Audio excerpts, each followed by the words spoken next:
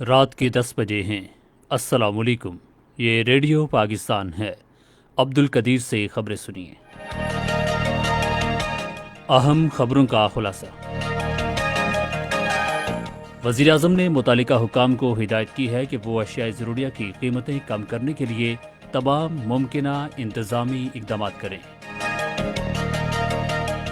وزیر اطلاعات نے کہا ہے کہ وزیر اعظم ملک کو اقتصادی خوشحالی اور سماجی انصاف کی طرف لے جانے کے لیے پرعزم ہیں۔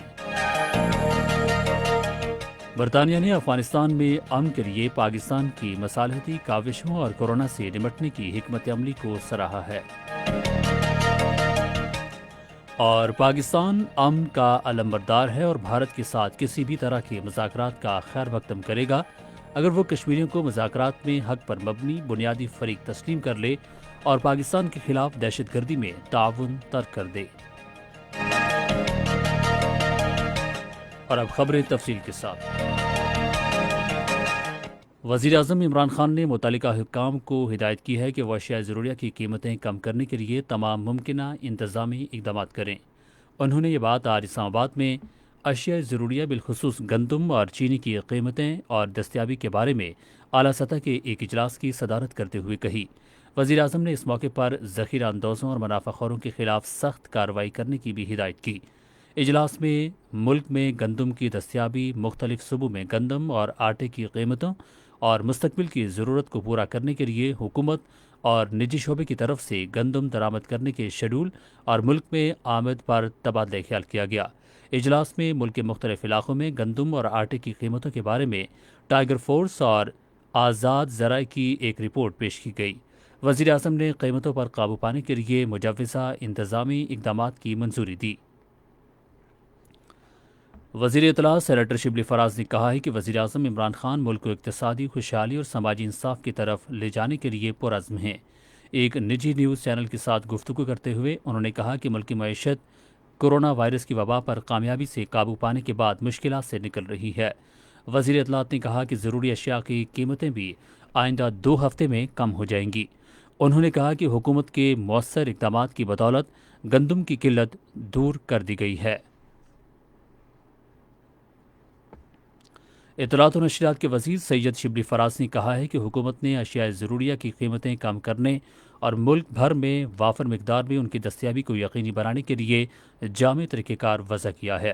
انہوں نے آج شام اسلام آباد میں وفاقی کابینہ کے اجلاس میں لیے گئے فیصلوں کے بارے میں صحافیوں کو بریفنگ دیتے ہوئے کہا کہ اس مسئلے کو جلد حل کر دیا جائے گا۔ شبلی فراز نے کہا کہ عوام کی ضروریات کو پورا کرنے کے لیے ملک میں گندم کی وافر مقدار موجود ہے، جبکہ سرکاری اور نجی شعبوں کو گندم درآمد کرنے کی اجازت دی گئی ہے اور اس کی وافر مقدار ملک میں پہنچ چکی ہے اور مزید آ رہی ہے۔ انہوں نے گندم جاری کرنے کے سندھ حکومت کے حالیہ فیصلے کا خیر مقدم کرتے ہوئے کہا کہ اس اقدام سے عوام کی اہم غذائی ضرورت کی قیمتوں پر قابو پانے میں مدد ملے گی۔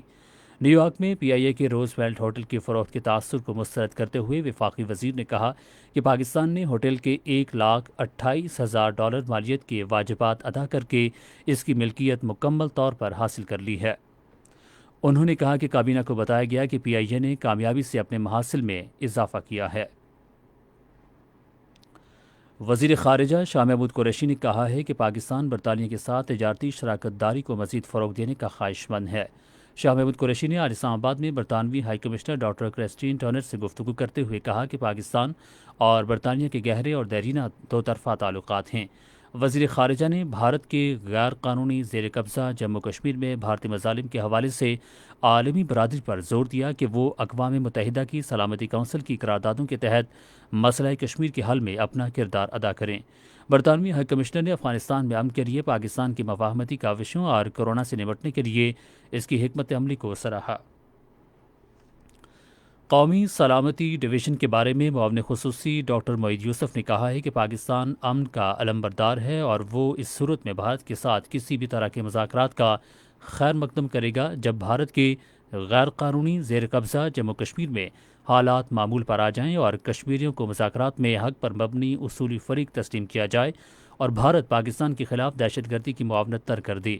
بھارتی میڈیا کے معروف صحافی کرن ٹھاپر کے ساتھ اپنے پہلے انٹرویو میں انہوں نے وزیر اعظم عمران خان کے موقف کا اعادہ کرتے ہوئے کہا کہ اگر بھارت ایک قدم آگے بڑھائے گا تو پاکستان 2 قدم آگے بڑھے گا۔ ڈاکٹر معید یوسف نے کہا کہ پاکستان مذاکرات کے ذریعے امن پر پختہ یقین رکھتا ہے، تاہم کشمیریوں کے حوالے سے بھارت کے کالے قوانین کی پالیسیوں نے مذاکرات کو ناممکن بنا دیا ہے۔ ادھر ریڈیو پاکستان کے خبروں اور حالات حاضرہ کے چینل سے آج گفتگو کرتے ہوئے ڈاکٹر معید یوسف نے کہا کہ پاکستان نے بھارت کے خلاف ہمیشہ صبر و تعامل کا مظاہرہ کیا ہے، لیکن اگر ہم پر جنگ مسلط کی گئی تو پاکستان کسی قسم کی جارحیت کو برداشت نہیں کرے گا۔ انہوں نے کہا کہ پاکستان ایک ذمہ دار ریاست ہے اور وہ خطے میں کوئی تنازع نہیں چاہتا۔ ڈاکٹر معید یوسف نے کہا کہ بھارت دہشت گردی کی سرپرستی کرتا ہے اور ہم نے یہ حقیقت دنیا کو بتائی ہے۔ انہوں نے کہا کہ بھارت نے اپنی پالیسیوں کے ذریعے خود کو تباہی کی طرف دھکیل دیا ہے۔ اسی کے ساتھ خبریں ختم ہوئیں۔ مزید خبروں اور تجزیوں کے لیے آئیے ہماری ویب سائٹ پر، پتہ ہے radio.gov.pk، اور فیس بک کے link radio Pakistan news official پر براہ راست ویڈیو سٹریمنگ بھی ملاحظہ کیجیے۔